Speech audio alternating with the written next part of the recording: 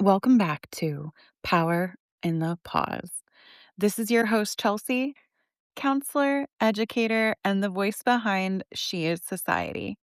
This is a space where we slow down long enough to tell the truth, not just about what's wrong, but about what's quietly draining us. This week, we're talking about red flags versus ROI, because sometimes the issue isn't whether something is a red flag, it's whether we keep funding it anyway. Have you ever noticed how quickly we're taught to spot red flags? We learn the language early, sis, the signs, the warnings, and yet so many of us keep investing anyway. What's up with that? We explain things away, we normalize the chaos, we tell ourselves it's not that bad, or this is just how it goes. It be like that sometimes. But here's the question we need to start asking ourselves more. What is this actually returning to me? If your time, energy, emotions, or love were money, where are you investing right now? And be honest, sis, not where you wish you were investing, where you actually are. A lot of exhaustion doesn't come from doing too much, it comes from over investing in things with low return. This week isn't about cutting everything off, it's about asking a better question. Is this costing me or compounding me? Let's start with relationships. A red flag isn't always explosive behavior.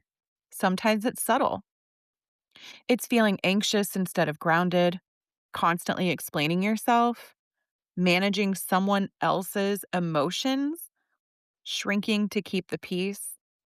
Intensity can feel like connection, but intensity without consistency and transparency is not ROI. Real return looks like emotional safety, mutual effort, nervous system regulation, and growth instead of confusion and lack of clarity.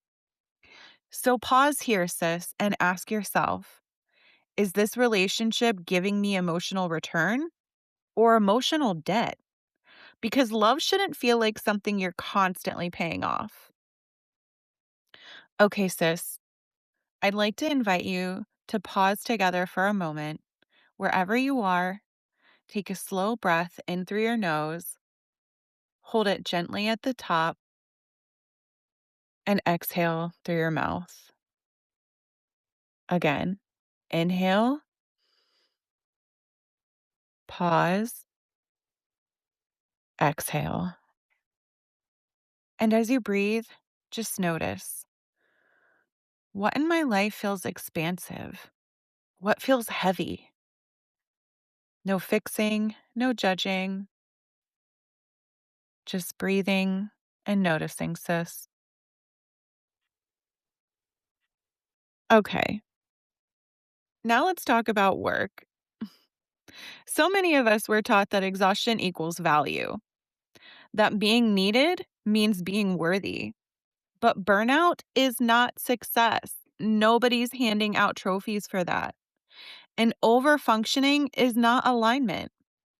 ROI at work isn't just about money, it's about skills that compound, confidence that builds, energy left at the end of the day, alignment with who you're becoming.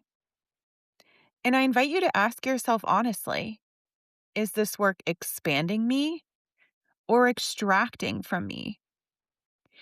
You are allowed to outgrow systems that only worked when you didn't know your worth yet. Here's something I want you to remember, sis. High returns don't come from high chaos.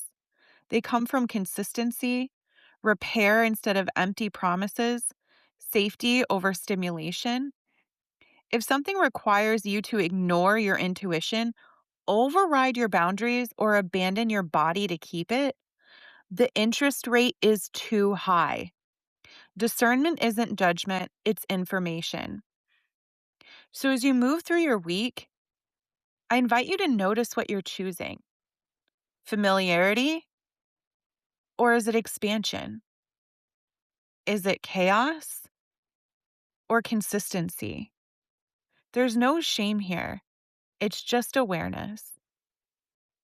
So this week, I invite you to pause before you invest, before you say yes, before you overgive, before you push past your limits.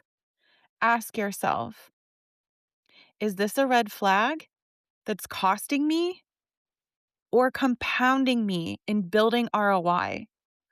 Because your energy matters and where you place it shapes your life. Remember, sis, there's always power in the pause. Until next time.